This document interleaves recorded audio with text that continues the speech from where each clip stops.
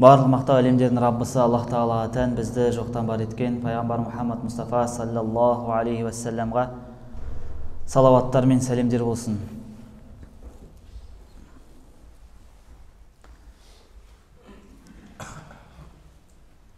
Соңғы кезде интернет желісінде көріп жүрген шығарсыздар, әсіресе Атырау өңірінде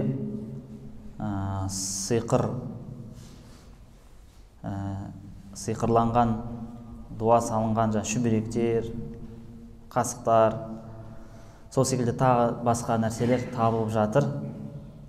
Оған жаңа бір жыңғырып кеткен әйел себепші болған екен. Соны енді кейбір адамдар осы сиқыр туралы айтыңызшы деп өтінді. Соған байланысты біздер сиқыр туралы кішкене айта кетейік. Сиқыр деген ол ақиқат нәрсе, яғни сиқыр деген бар нәрсе, ол жоқ емес. Алла Тағала сиқырды харам қылған. Адам баласына сиқырды қолдануы харам етті, тыйым салды. Ол Бақара сүресінде келеді. «Ваттабау ма татлу шаятину аля мульки Сулейман, ва кафара Сулейман, валакина шаятина кафару, юаллимуна наса сихра». Яғни адамдарға шайтандар осы сиқырды үйрете бастады дейді.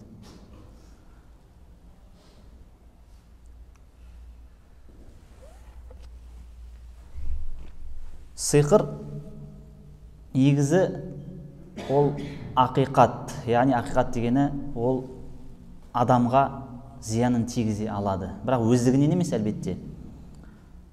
Оған Алла Тағаланың қалауы керек. Алла Тағаланың қалауынсыз еш нәрсе болмайды. Мысалы, от Алланың қалауымен күйдіреді.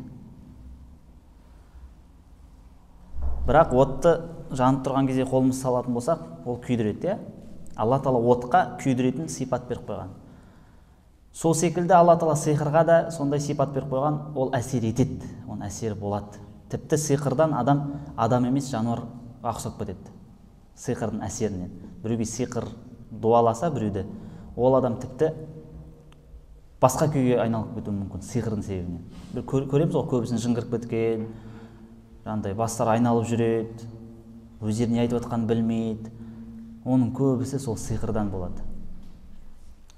Тіпті Кааб бин Малик сахабалардың бірі радиаллаху анху сол айтады, мен мына бір дұғаларды айтып жүрмегенімде яһудилер, яғни яһуди дінін ұстанатындар мені есекке айналдырып жіберер еді дейді.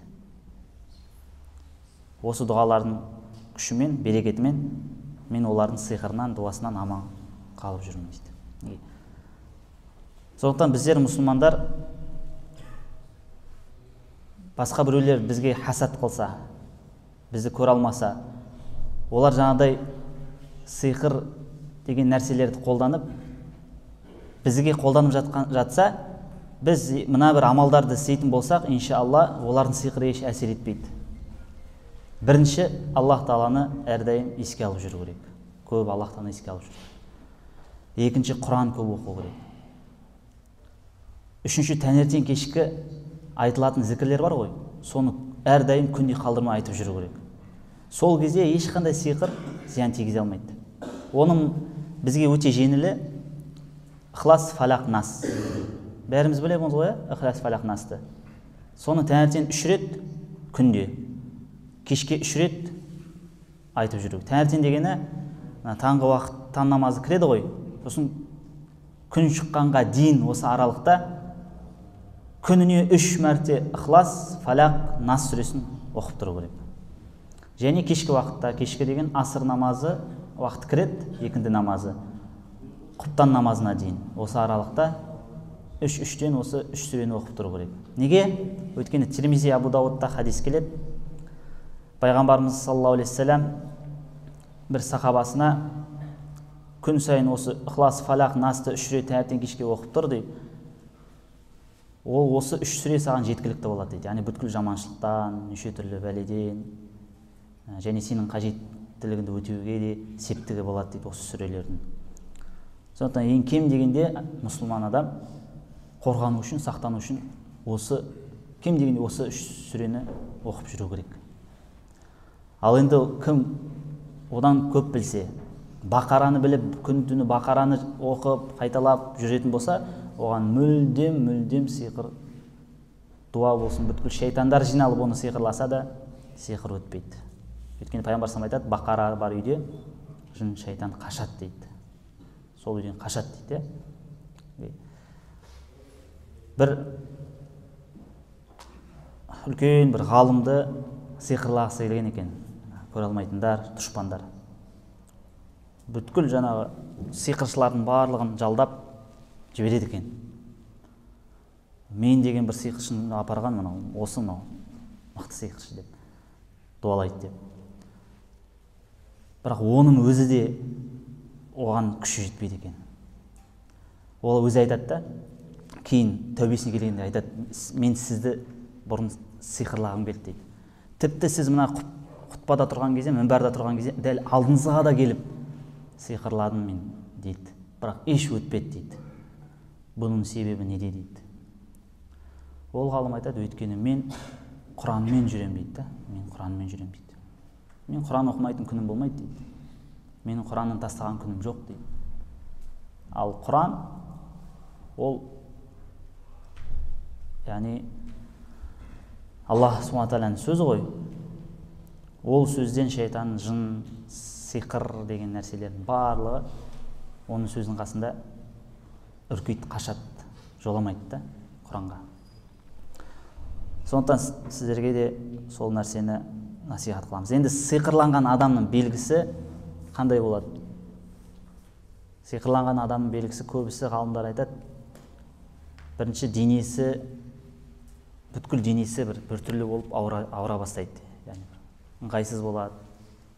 Денесінің әр жері бір ауырып, сондай бір ыңғайсыздық тудырады дейді. Екінші бас ауыра бастайды. Тамырлары, нелері ұйқысы қанбайды. Әрдайым басы ауырған халде жүреді. Үшінші аяқтары сырқырай бастайды дейді. Осы сиқырдың белгісі.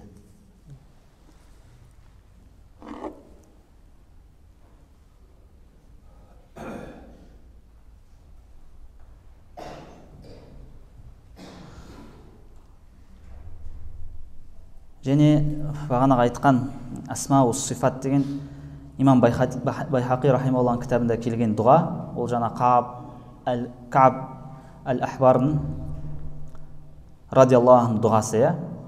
Егер егер мен мына сөздерді күн сайын айтпағанымда, яһудилер ләжәаләтни яһуду химаран дейді. Яһудилер мені есекке айналдырар еді дейді. Фақила ма хия, ол не деген сөздер деген кезде, аузу би ваджхиллахил азим аллази лейса шейун аъзаму минху ва би калиматиллахи таммати аллати ла южавизухунна баррун ва ла фажирун ва би асмаиллахил хусна куллиха ма алимту минха ва ма лам а'лам мин шарри ма хулиқа ва зуриа ва буриа. Осы дұғаны оқығандықтан ешқандай яһудилер мені сиқырлай алмады дейді. Сондықтан бұл сиқыр, дуа деген нәрселерден біз барынша қорғанып жүруіміз. Әсіресе бір мансап, бір жұмыста көріне бастаған адамға хасид, көре алмаушылар көп болады. Бір бизнес болсын, бір кәсіп болсын.